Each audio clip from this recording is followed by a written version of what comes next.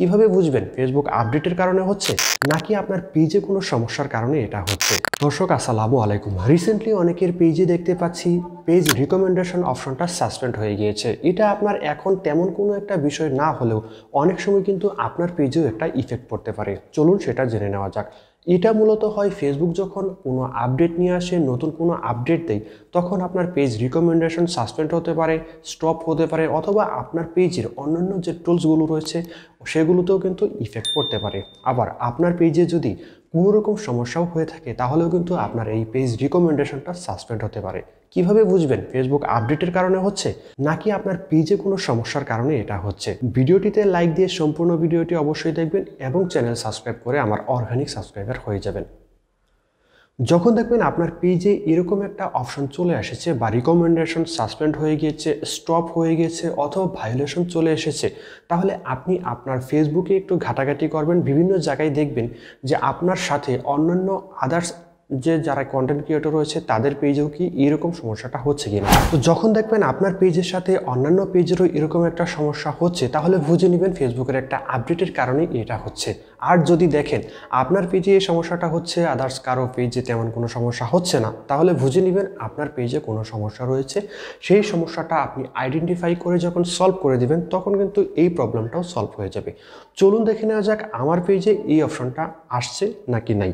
তো তার জন্য আমরা চলে যাব আমার ফেসবুক পেজে। তো ফেসবুক পেজে যাব। ফেসবুক পেজে যাওয়ার আগে আপনাদেরকে আমি বলে রাখি যে আপনার পেজের যে রিলস ভিডিওগুলো আপনি আপলোড দেন বা আপনার পেজের লং ভিডিওগুলো যে আপলোড দেন সেটা আপনি কিভাবে ভাইরাল করবেন তার জন্য একটা ডেডিকেটেড ভিডিও রয়েছে এই চ্যানেলে, চাইলে আপনি সেটা দেখে আসতে পারেন।